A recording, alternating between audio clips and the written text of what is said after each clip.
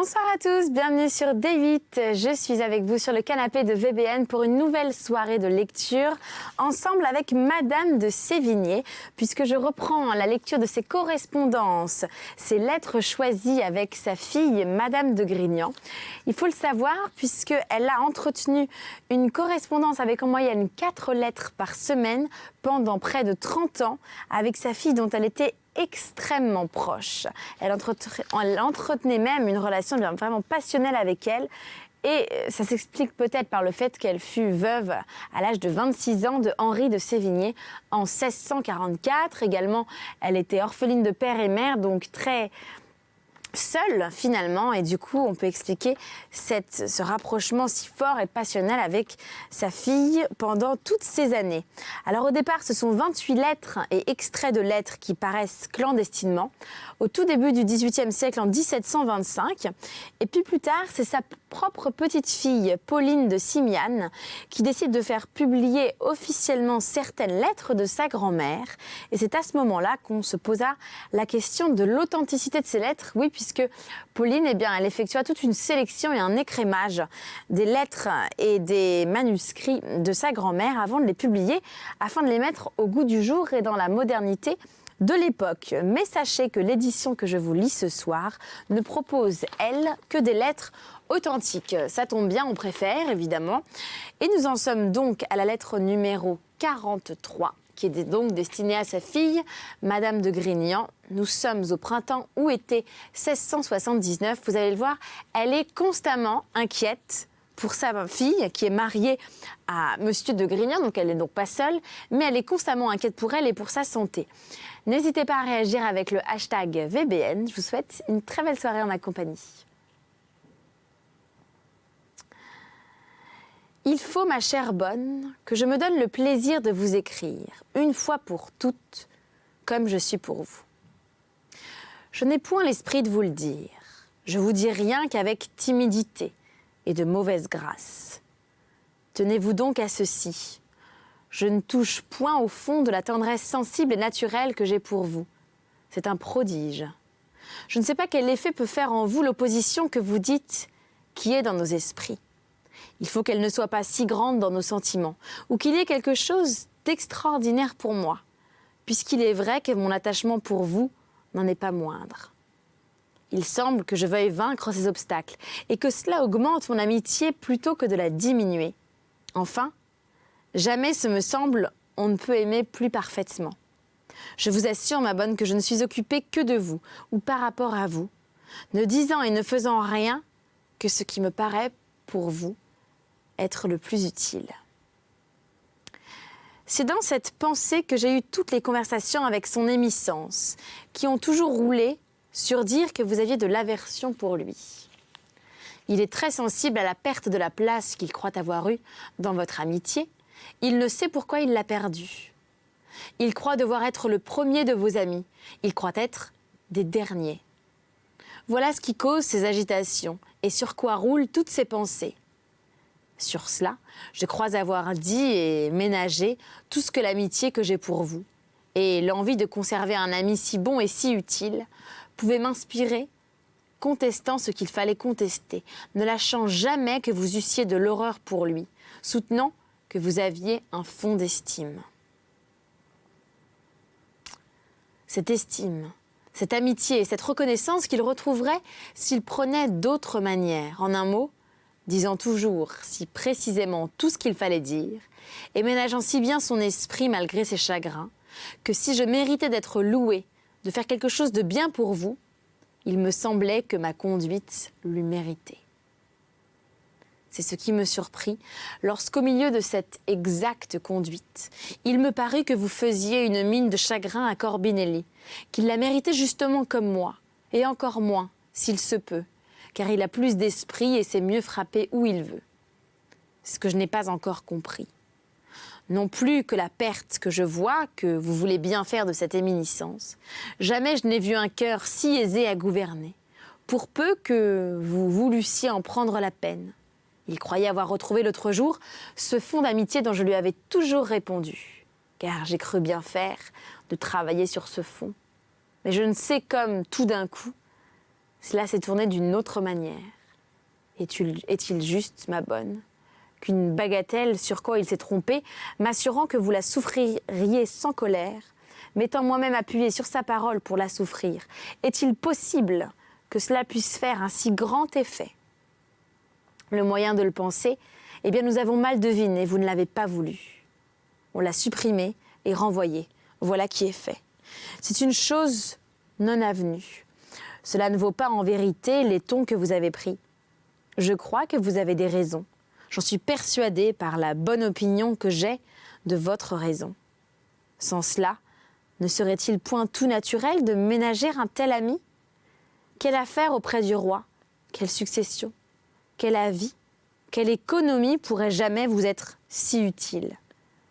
Un cœur dont le penchant naturel est la tendresse et la libéralité, qui tient pour une faveur de souffrir qu'il l'exerce, pour vous, qui n'est occupé que du plaisir de vous en faire, qui a pour confident toute votre famille, et dont la conduite et l'absence ne peut, ce me semble, vous obliger à de grands soins.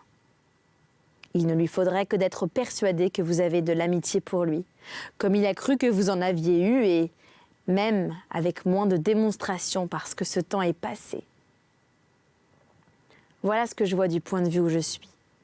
Mais comme ce n'est qu'un côté et que du vôtre, je ne sais aucune de vos raisons ni de vos sentiments, il est très possible que je raisonne mal.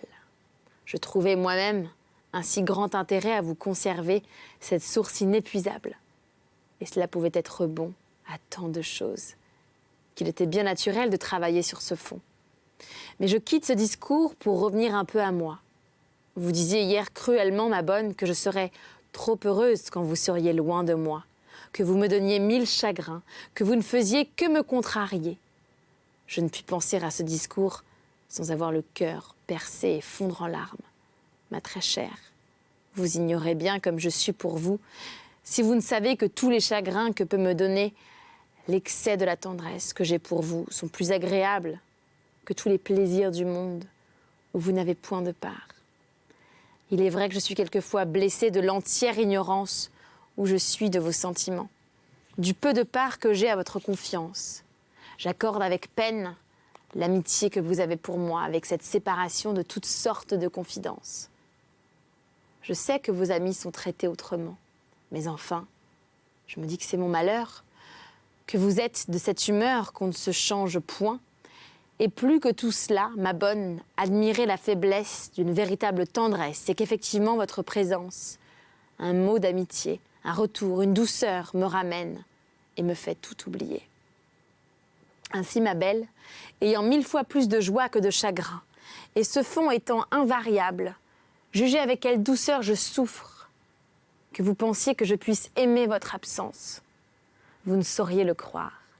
Si vous pensez à l'infinie tendresse que j'ai pour vous, voilà comme elle est invariable et toujours sensible. Tout autre sentiment est passager et ne dure qu'un moment. Le fond est comme je vous le dis, jugez comme je m'accommoderais d'une absence, qui m'ôte de légers chagrins que je ne sens plus, et qui m'ôte une créature dont la présence et la moindre amitié fait ma vie et mon unique plaisir. Joignez-y les inquiétudes de votre santé, et vous n'aurez pas la cruauté de me faire une si grande injustice. Songez-y, ma bonne, à ce départ, et ne le pressez point. Vous en êtes la maîtresse. Songez que ce que vous appelez des forces a toujours été par votre faute, et l'incertitude de vos résolutions, car pour moi, hélas, je n'ai jamais eu qu'un but, qui est votre santé, votre présence, et de vous retenir avec moi. Mais vous ôtez tout crédit par la force des choses, que vous dites pour confondre, qui sont précisément contre vous. Il faudrait quelquefois ménager ceux qui pourraient faire un bon personnage dans les occasions. Ma pauvre bonne, voilà une abominable lettre. Je me suis abandonnée au plaisir de vous parler et de vous dire comme je suis pour vous. Je parlerai d'ici à demain, je ne veux point de réponse. Dieu vous en garde, ce n'est pas mon dessein. Embrassez-moi seulement et me demandez pardon. Mais je dis pardon d'avoir cru que je puisse trouver du repos dans votre absence. à Guiteau, à Paris, ce vendredi 25 août 1679. Hélas, mon pauvre monsieur, quelle nouvelle vous allez apprendre et quelle douleur j'ai à supporter. Monsieur le cardinal de Retz mourut hier, après 7 jours de fièvre continue.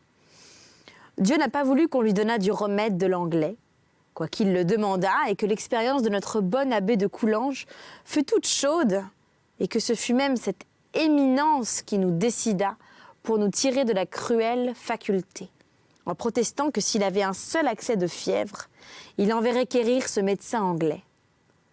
Sur cela, il tombe malade. Il demande ce remède. Il a la fièvre. Il est accablé d'humeur qui lui cause des faiblesses. Il a tout un hoquet qui marque la bile dans l'estomac. Tout cela est précisément ce qui est propre pour être guéri et consommé par le remède chaud et vineux de cet Anglais. Madame de Lafayette, ma fille et moi, nous crions miséricorde et nous présentons notre abbé ressuscité. Et Dieu ne veut pas que personne décide. Et chacun en disant « Je ne veux me charger de rien », se charge de tout. Et enfin, Monsieur Petit, soutenu de Monsieur Bellet, l'ont premièrement fait saigner 4 fois en 3 jours. Et puis, 2 petits verres de casse qui l'ont fait mourir dans l'opération, car la casse n'est pas un remède indifférent quand la fièvre est maligne.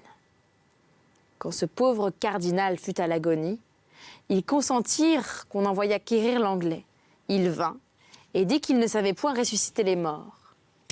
Ainsi est péri devant nos yeux cet homme, si aimable et si illustre que l'on ne pouvait connaître sans l'aimer. Je vous mande tout ceci dans la douleur de mon cœur, par cette confiance qui me fait vous dire, plus qu'aux autres, car il ne faut point, s'il vous plaît, que cela retourne. Le funeste succès n'a que trop justifié nos discours, et l'on peut retourner sur cette conduite sans faire beaucoup de bruit. Voilà ce qui me tient uniquement à l'esprit. Ma fille est touchée comme elle le doit. Je n'ose toucher à son départ. Il me semble pourtant que tout me quitte et que le pire qui puisse m'arriver, qui est son absence, va bientôt m'achever d'accabler. Monsieur et madame, ne vous fais-je pas un peu pitié? Ces différentes tristesses m'ont empêché de sentir assez la convalescence de notre bon abbé qui est revenu de la mort. Je dirai à ma fille toutes vos offres. Peut-on douter de vos bontés extrêmes? Vous êtes toutes deux si dignes d'être aimées qu'il ne faudrait pas s'en vanter si l'on avait un sentiment contraire. J'en suis bien éloignée et l'on ne peut être à vous plus sincèrement que j'y suis. J'aurais 100 choses à vous dire, mais le moyen, quand on a le cœur pressé. À Guiteau, Paris, mardi 12 septembre 1679. Mon pauvre monsieur, je suis dans une douleur qui me fait un mal étrange. Ma fille s'en va demain, sans remise. Ils prennent l'eau jusqu'à Auxerre, où ils arriveront samedi, et font leur compte qu'ils seront lundi à dîner à Rouvray, et que c'est là où vous devez les venir voir et leur pardonner de ne point aller à Époisse, dans l'embarras où ils sont. Il viendra quelque autre année où ils seront plus légers. La santé de ma fille me fait toujours trembler, et cette inquiétude jointe à l'absence d'une créature que j'aime si parfaitement me met dans l'état que vous pouvez vous imaginer. Vous avez offert tant de choses pour leur commodité que je suis persuadée que vous voudrez bien mener votre litière à Rouvray et l'obliger à la prendre pour la mener jusqu'à Châlons.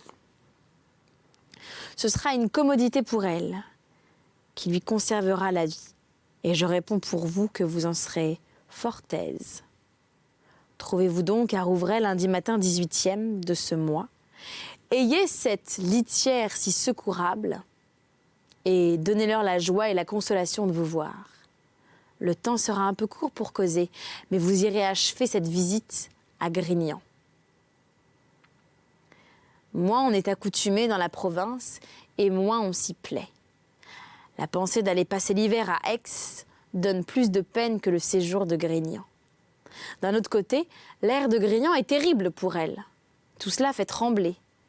Et tout autant que l'on peut faire des projets, Monsieur de Grignan ne doit pas la mettre souvent en chemin quand une fois ils seront revenus dans cette bonne ville. Mais il est question d'aller. Voyez comme mon imagination me flatte, par la pensée d'un retour sans lequel je ne puis être heureuse. Adieu, monsieur. Mandez-moi bien comme vous l'aurez trouvé.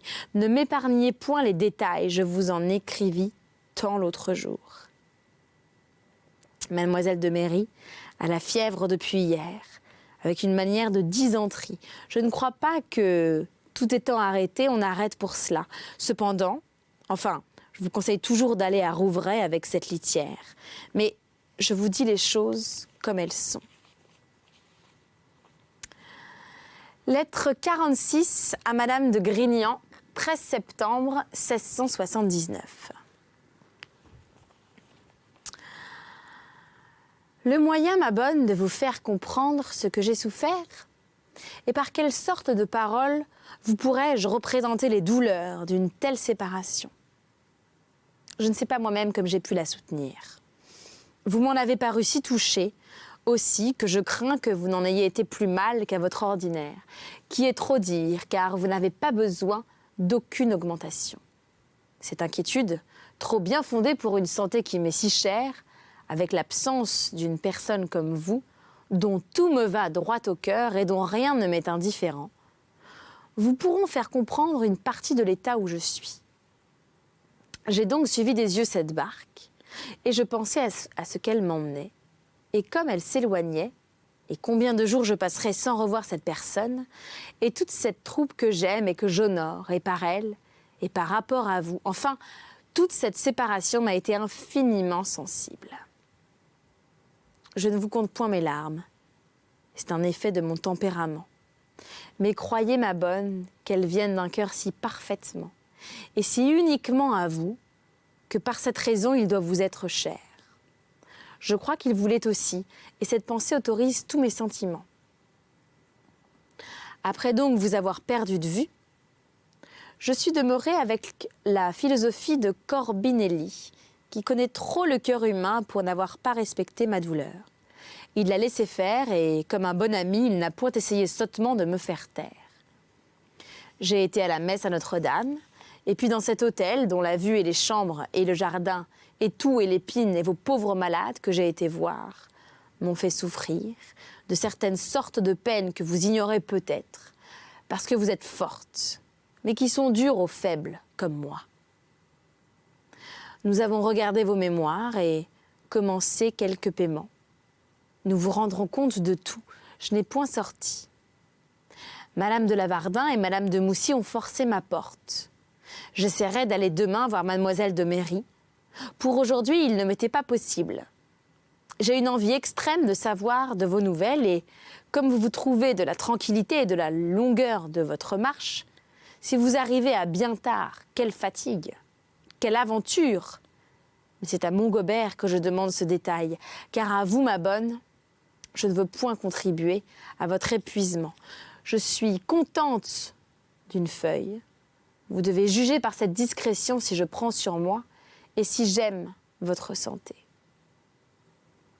J'embrasse tout ce qui est autour de vous. Il me semble que je n'ai rien dit à Mademoiselle de Grignan et à leur père, mais le moyen. Et n'était-ce pas parler que de ne pouvoir rien dire? En vérité, ma bonne, je ne comprends pas comme je pourrais m'accoutumer à ne plus vous voir et à la solitude de cette maison. Je suis si pleine de vous que je ne puis rien souffrir, ni rien regarder. Il faut croire que le temps me remettra dans l'état d'une vie commune. Elle ne serait pas supportable comme elle est. Je vous embrasse, ma bonne, avec le même cœur et les mêmes larmes de ce matin. Le pauvre petit et son rhume, je ne cesse de penser à vous tous. Le bien bon vous fait 1000 amitiés. 13 septembre 1679. J'ai vu sur notre carte que la lettre que je vous ai écrite hier soir à Auxerre ne partira qu'à midi. Ainsi, ma très chère, j'y joins encore celle-ci. Vous en recevrez 2 à la fois. Je veux vous parler de ma soirée d'hier. À 9 heures, j'étais dans ma chambre.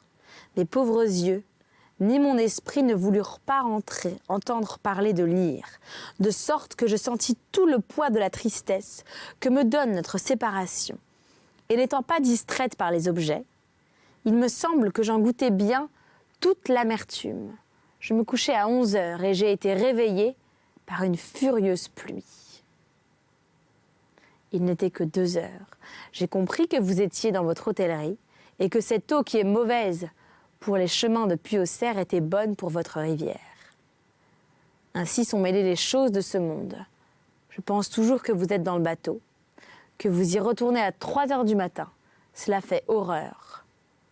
Vous me direz comme vous vous portez de cette sorte de vie, et vos jambes, et vos inquiétudes. Votre santé est un point sur lequel je ne puis jamais avoir de repos.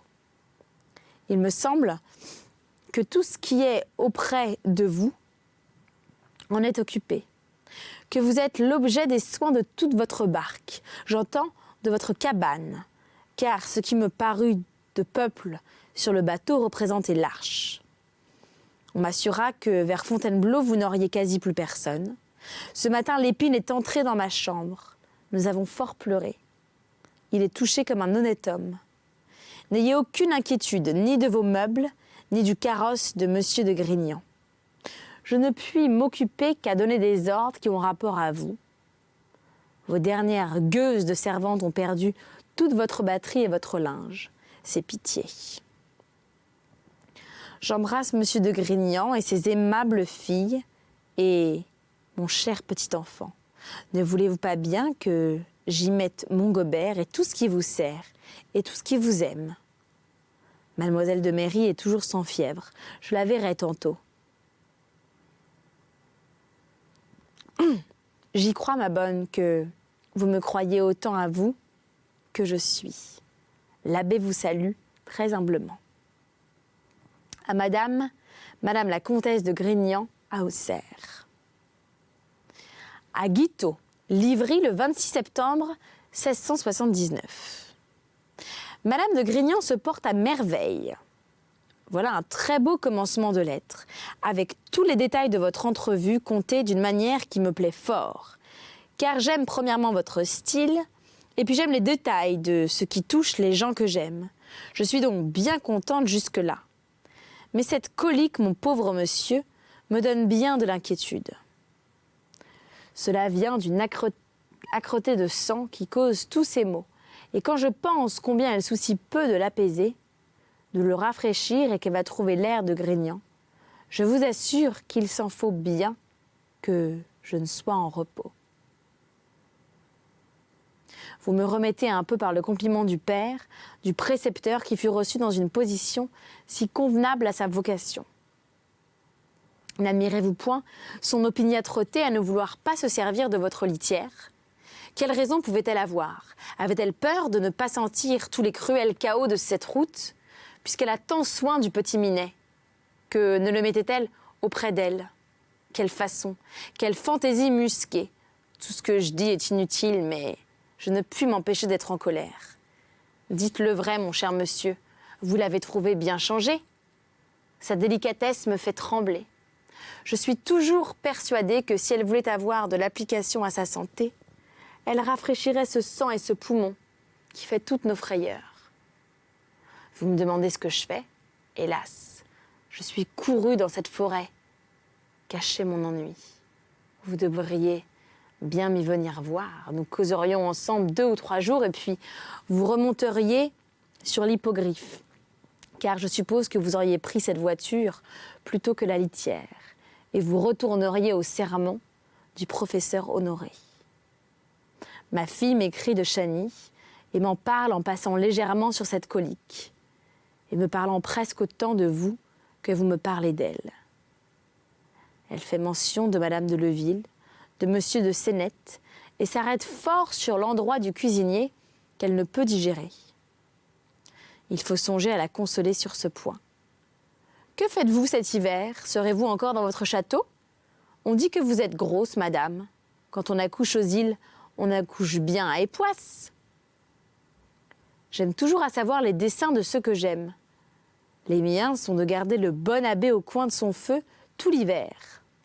Vous avez su comme il s'est tiré de la fièvre. Il a présentement un gros rhume qui m'inquiète. Adieu, monsieur. Je vous remercie de votre grande lettre. Elle marque l'amitié que vous avez, et pour celle de qui vous parlez, et pour celle à qui vous parlez. Écrivez-moi quand vous aurez vu monsieur de Caumartin. Ne parlâtes-vous de rien avec ma fille? Le bon abbé vous fait 1000 et 1000 compliments, tout plein d'amitié. À monsieur le comte de Guitaut, chevalier des ordres du roi à Semur en Auxois. Et c'est ainsi que se termine cette lettre du 26 septembre 1679 à l'intention du comte de Guitaut. Nous poursuivrons donc toujours une lettre pour lui dans notre prochaine émission ensemble. Alors soyez au rendez-vous. D'ici là, vous pouvez aller faire un tour sur mon blog, je vous le conseille. Il s'appelle Something About Victoria et il est en anglais et en français, un blog bilingue où je vous parle de mode, de lifestyle, de voyage et de mes projets artistiques. Et puis rendez-vous également sur le site replay, sur le site de D8 pour voir les replays de toutes les émissions de différents comédiens et comédiennes de VBN. Et puis n'hésitez pas à réagir, #VBN. Je répondrai avec plaisir à toutes vos questions. Merci à l'équipe technique de Voyage au bout de la nuit. Je vous embrasse, à bientôt.